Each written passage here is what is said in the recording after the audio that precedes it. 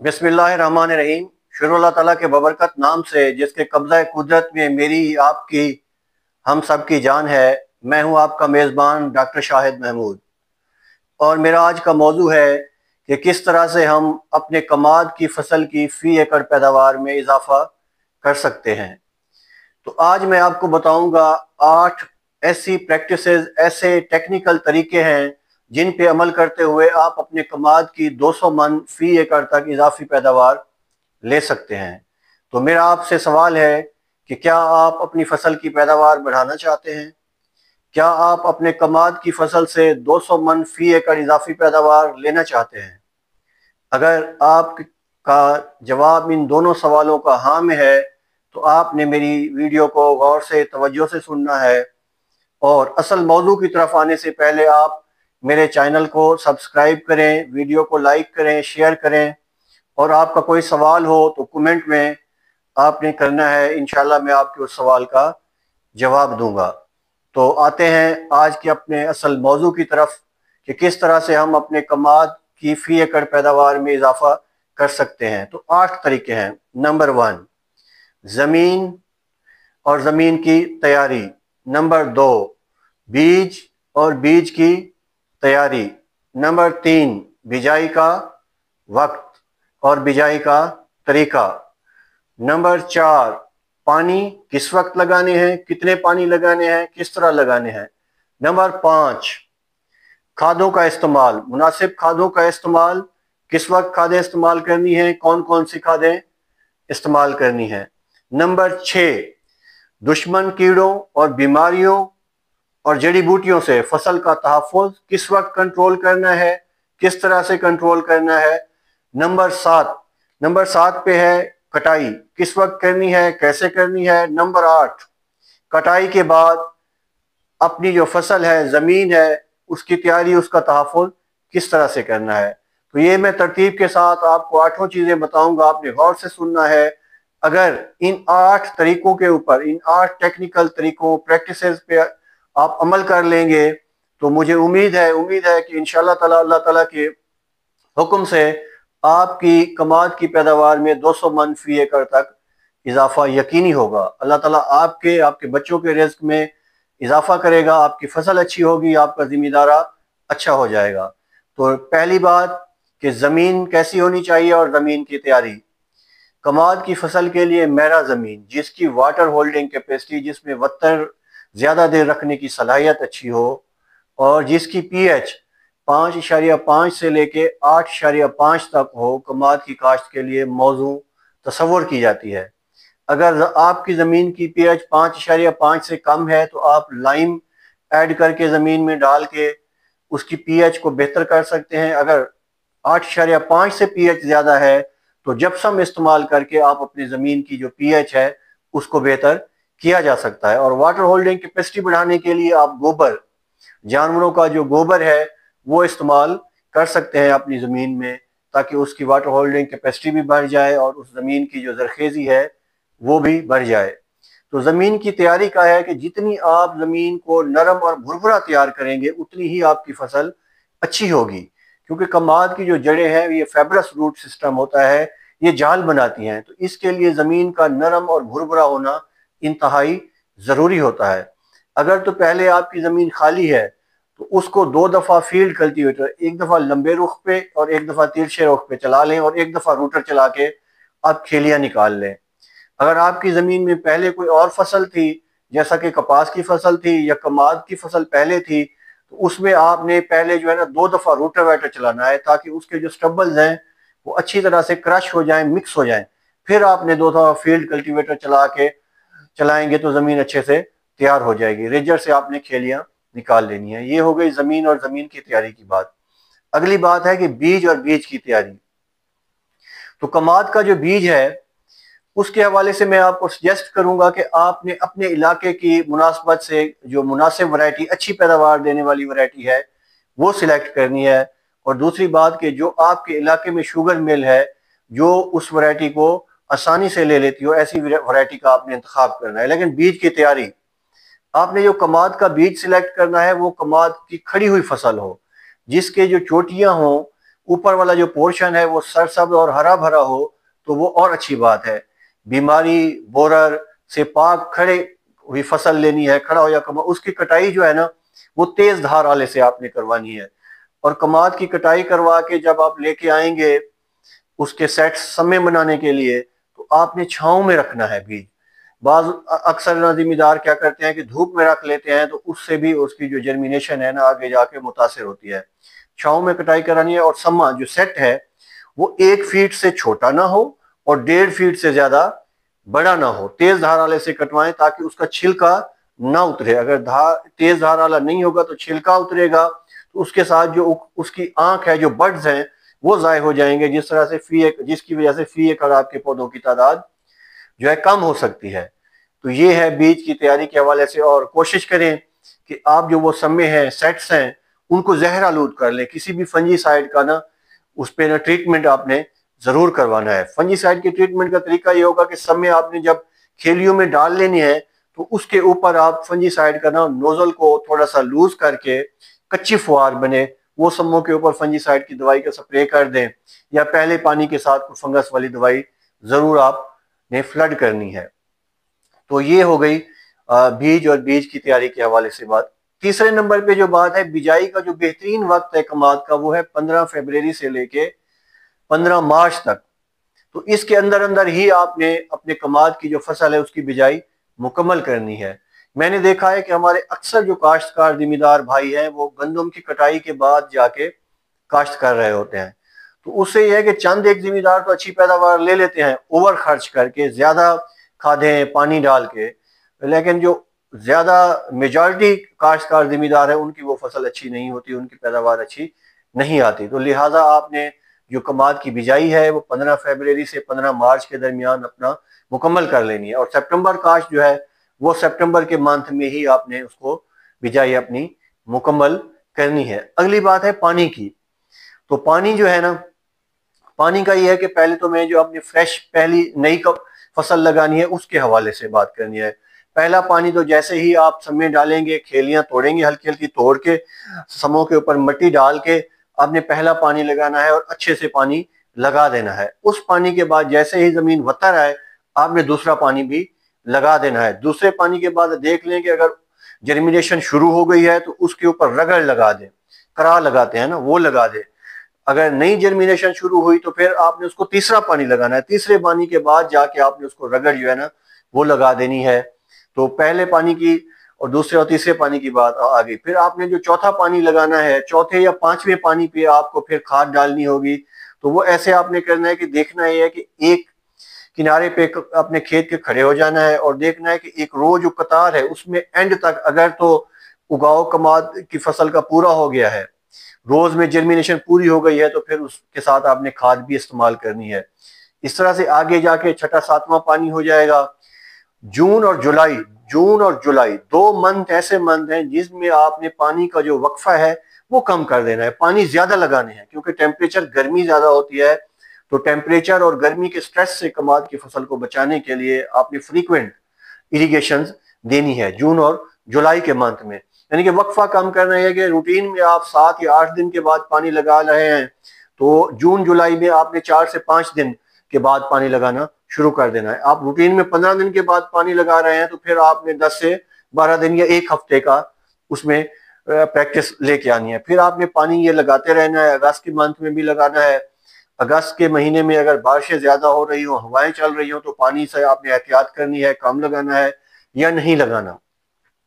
तो कटाई से 1 मंथ पहले तक आपने इरिगेशन जारी रखनी है। 1 महीना पहले जाके आपने पानी लगाना बंद करना है ताकि फिर कमाद जो है ना जमीन वो वतर अच्छी तरह से आ जाए, ताकि आपका जो ट्रैक्टर है जिस तरह से वड है ना वो ठीक तरह से हो, उसमें से ट्रॉली जो कमाद की है वो आसानी से निकल पाए। तो अगली जो बात है कमाद की खादों के हवाले से, जो कमाद के लिए जो मुतनासिब खादें हैं, 2 बैग आपने urea, 2 bag DAP, 5 bag urea के, 2 बैग ग्वारा के, 6 किलोग्राम जिंक, और जिंक आपने दानेदार लेनी है 33% या 27% वाली, और 4 किलोग्राम सल्फर, और एक बैग SOP जो दानेदार है उसका एक बोरी 50 किलो वाली, और 12.5 किलो जो पाउडर फार्मूलेशन वाली SOP है। ये है टोटल खाद की मिकदार, और ये मुतनासिब मिकदार है जो कि आपने कमाद की फसल को देनी है। मैं जानता हूं कि हमारे काश्तकार जिम्मेदार भाई इससे भी ज्यादा खाद इस्तेमाल कर रहे हैं, लेकिन फिर भी पैदावार अच्छी नहीं आ रही। वजह क्या है कि जो खाद का वक्त है वो जिम्मेदार सही नहीं उस पर अमल कर रहा। तो आपने करना क्या है कि एक बैग DAP और आधा बैग जो है ना SOP पोटाश दानेदार, वो आपने डालनी है जमीन की तैयारी के वक्त, ताकि वो जमीन के अंदर मिट्टी में मिक्स हो जाए। जितनी खाद जमीन में मिट्टी में मिक्स होगी DAP उतना ही उसका फायदा ज्यादा होगा। अगर आपने जमीन की तैयारी के वक्त नहीं डाल सके तो फिर आपने करना यह है कि जब आप समय डालेंगे कमाद के, समय डालने के बाद समों के ऊपर ही DAP खाद और SOP जो आधा बैग है उनको मिक्स करके समों के ऊपर केरा करवा दें। उसके ऊपर केरा करवा के खेलियां तुड़वा दें ताकि वो मिट्टी के नीचे आ जाए, और पहला पानी लगा देंगे आप। इस तरह से आपने एक या दो पानी लगाएंगे, तीसरे पानी या चौथे पानी के ऊपर जाके जब उगाव पूरा हो जाए, तकरीबन 80% से ज्यादा उगाव जर्मिनेशन हो जाए, फिर आपने एक बैग यूरिया खाद का इस्तेमाल करना है। उसके बाद एक पानी आपका खाली लगेगा, फिर कमाद आ जाएगा। कमाद की जो फसल है वो नी हाई स्टेज, घुटनों के बराबर बराबर जो है ना कमाद आ जाएगा। फिर उस वक्त आपने करना क्या है कि एक बैग यूरिया का और उसके साथ जो जिंक है दानेदार 6 किलोग्राम जिंक वो डालनी है, इस्तेमाल करनी है। उससे जो अगला पानी आएगा उस पे आप मट्टी चढ़ाने वाला हल चलाते हैं, रेजर चलाते हैं। तो आपने करना क्या है कि जैसे ही जमीन वतर आए, वतर आने से पहले आपने एक बैग DAP का और आधा बैग SOP दानेदार का वो छटा करा के केरा करवा के उसके ऊपर आपने मट्टी चढ़ाने वाला जो रेजर है जो हल्की खेलियां बनाएगा वो चला देना है, ताकि खाद जमीन में अच्छी तरह से मिक्स हो जाए।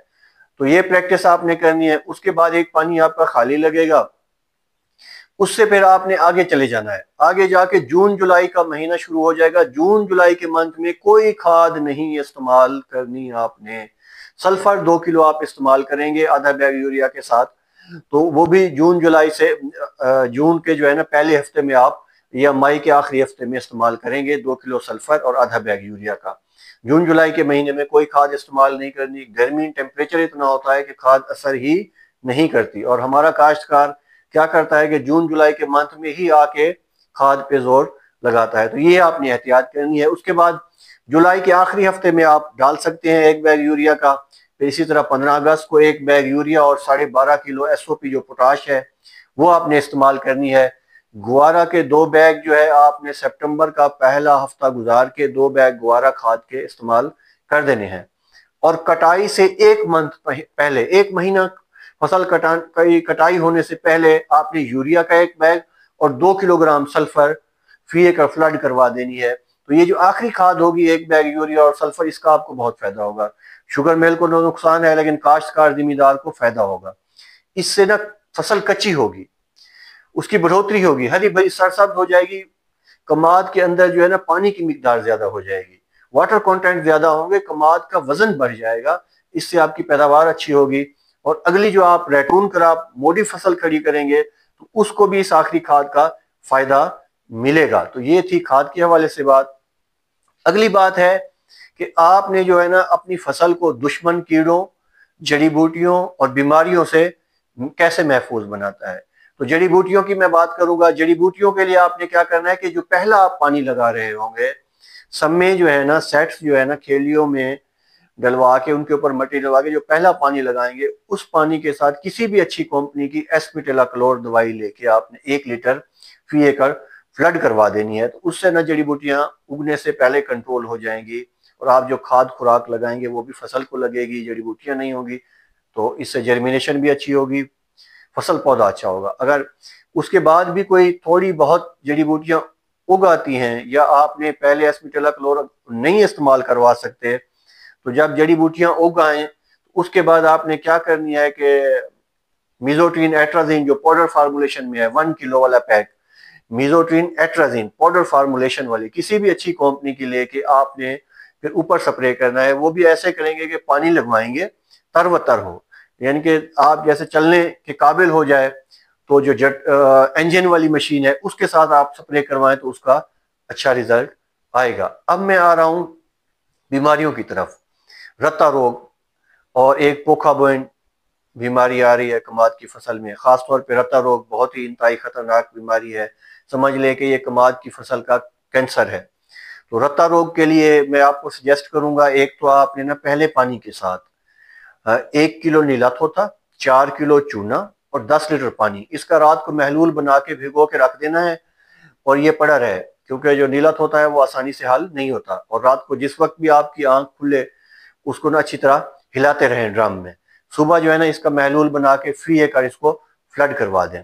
और एक दफ़ा आपने दोबारा फ्लड करवाना है अप्रैल के महीने में। तो इस तरह फंगस वाली जितनी बीमारियां हैं, खास तौर से रत्ता रोग, आपकी फसल को ये तरीका इस्तेमाल करने से इसका तहफ़्फ़ुज़ मिलेगा।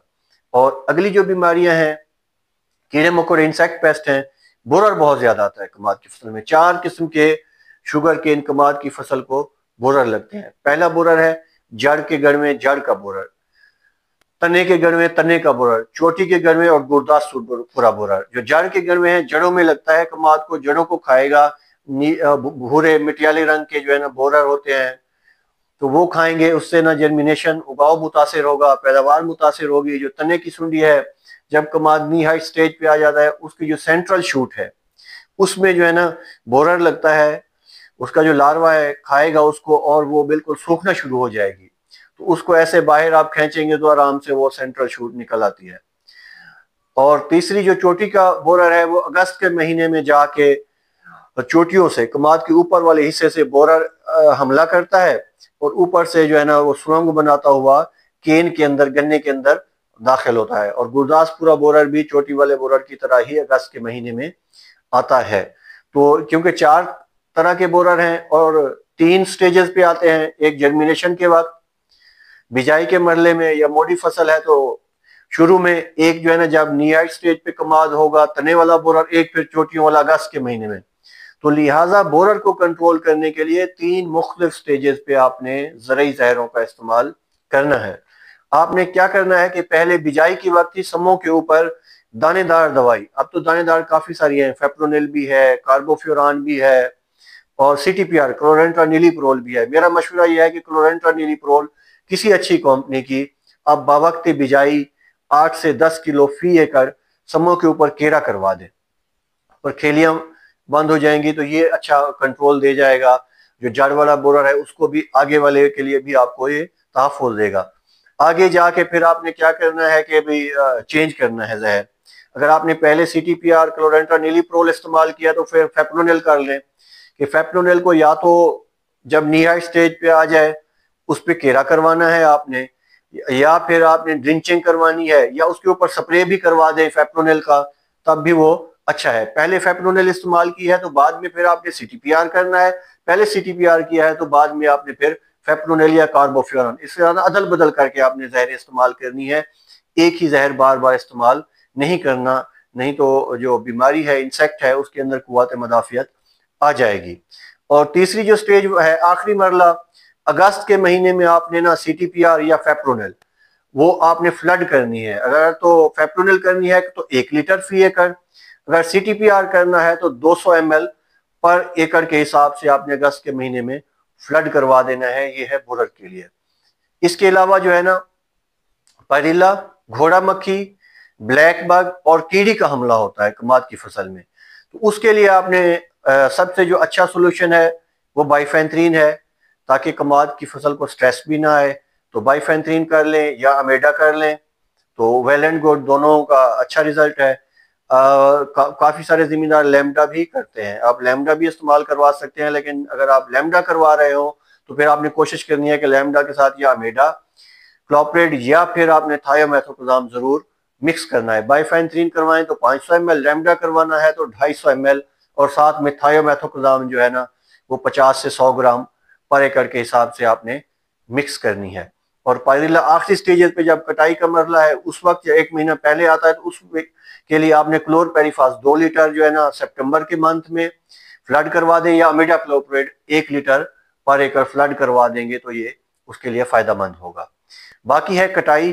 कटाई का आपने ये है कि कटाई का ना टाइम आपने रखना है, लेबर जितनी आपकी अवेलेबल है कमाद का जो है ना मेलने लेना कब स्टार्ट करना है, तो 1 महीना पहले आपने इरिगेशन बंद करनी है, तेज धार आले से कटवाना है और जमीन के करीब, बेस के करीब रख के जितना नीचे कटवाएंगे उतना फायदा होगा आने वाली फसल के लिए भी, और ये भी आपकी जो है ना केन वजन में भी इजाफा होगा। कटाई करवानी है तो इस तरह से यह है। बाकी जो कटाई के बाद वाला मरला है वो ये है कि जो स्टबल्स हैं उनको खिलार देना है, जो मुड है, जो रेटून क्रॉप है उसके ऊपर, ताकि कोहरे और सर्दी के असर से वो महफूज रहे। तो 15 फरवरी को जाके आपने स्टबल को आग लगवानी है, या उसको ना जो ज्यादा तादाद में पड़ा है तो उठवा लें बाहर, थोड़ा थोड़ा उसमें खिलार दें बेशक, तो कोई मसला नहीं, उसमें आधा बैग यूरिया डाल दें तो वैसे गल सड़ के वो नामियाती खाद बन जाएगा।